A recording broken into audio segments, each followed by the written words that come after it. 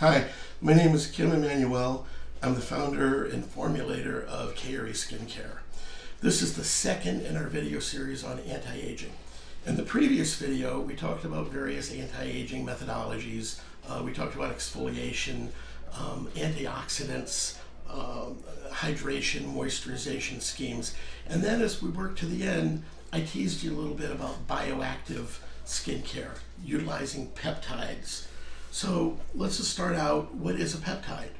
A peptide is an amino acid combination, at least two, that are held together with what's called a peptide bond. The peptide structure gets its name from this specific bonding.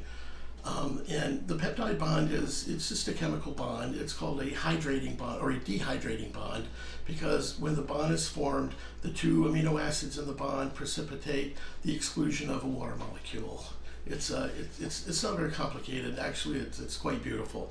How are peptides made? Well, peptides, the human body makes peptides all the time.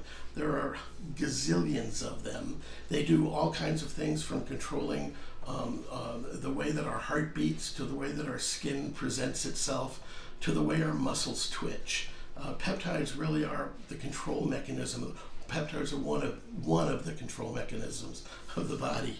And there are a variety of peptide structures. If you have two amino acids, it's called a bipeptide. If you have three amino acids, it's called a tripeptide, pentapeptide, hexapeptide, and on and on and on.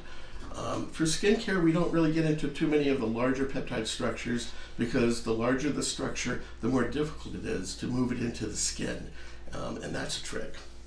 Actually, I should just tell a story about how it was discovered that peptides could actually be moved into the skin topically.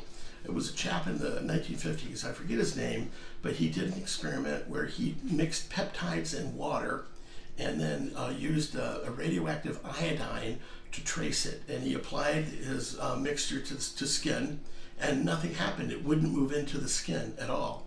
So then he got a brilliant idea of attaching a palmic fatty acid profile to the peptide, again staining it with iodine, radioactive iodine. And when that was applied to the skin, something miraculous happened.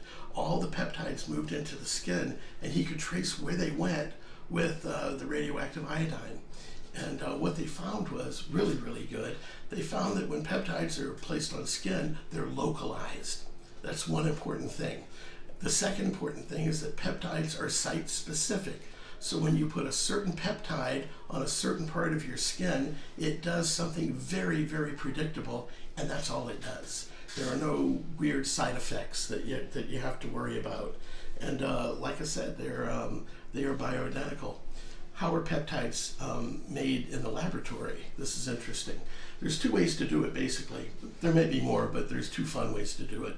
The first is you, in a vessel, you combine 15 or 20 or so amino acids with catalyst, and it precipitates a kind of a big protein-like structure, which you can break off certain proteins in the form of peptides. The other way to do it is to start out with a protein structure that already exists, one that comes from Mother Nature. These are the ones I like. For instance, we use peptides that come from rice bran, and the protein structure is taken from the bran of rice. It's taken into a lab, and the peptides are extracted from it. It's very, very cool. Do you have to worry about them? Well, no, you do not.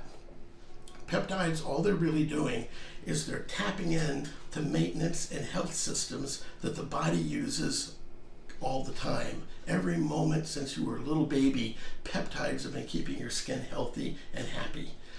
The problem is we get older, the structure breaks down, and the communication system breaks down a little bit. So what we're doing with our bioactive anti-aging skincare line is we're introducing the peptides that the communication system needs to function properly. And that really is all there is to it.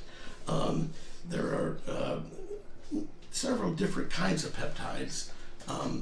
The three that we're concerned with is signal peptides, carrier peptides, and inhibitor peptides.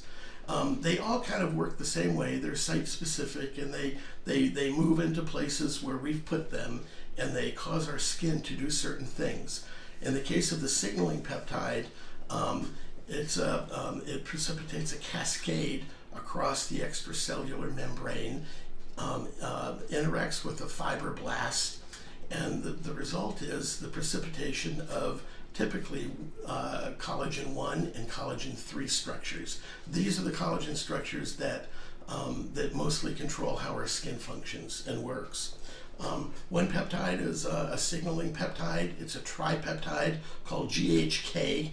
GHK precipitates, like I said, the 1 and 3 collagen types. It also forms a structure that can be interpreted as an antioxidant, but a good kind of antioxidant that just supplies electrons to the free radicals, produces tons of elastin and protoglycerins. Basically that's for skin structure. The next kind of peptide is the inhibitor peptide. This is a fascinating one.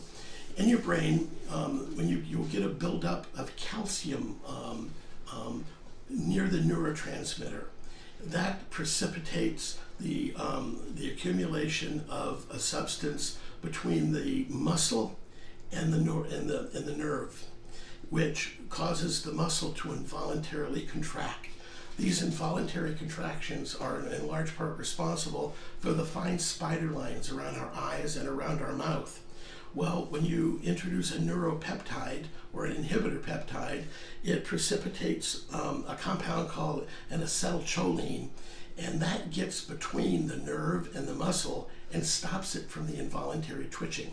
So when you do this, all those little laugh lines, we call them, they don't form as readily because we stop the involuntary twitching of the muscles around the eyes. Same thing happens around the mouth.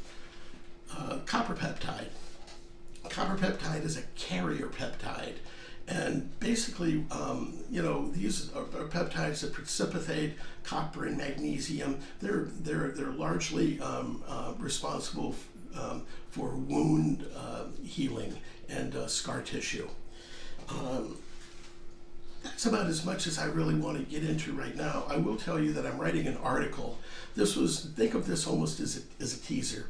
I'm writing an article that's pretty comprehensive, that's going to dig into the chemistry, into the biochemistry, and explain on a slightly deeper level how peptides work. But this will give you sort of an overview, hopefully, of what's going on. Now, this is not the last video. The next video, video number 3, is going to be case studies. And I've got some wonderful case studies for various peptide types. Groups of women who were subjected to the application of a placebo on one side, a peptide cream on the other side, and then the results are reported over time periods of 6 days to a year. Miraculous things are being done right now. And then finally, I'd like to say that this is for Luminance customers only. Please leave your comments on Facebook. I will promise to get to answer all of your questions and address your comments. Thank you very much, and stay tuned. There's another video coming.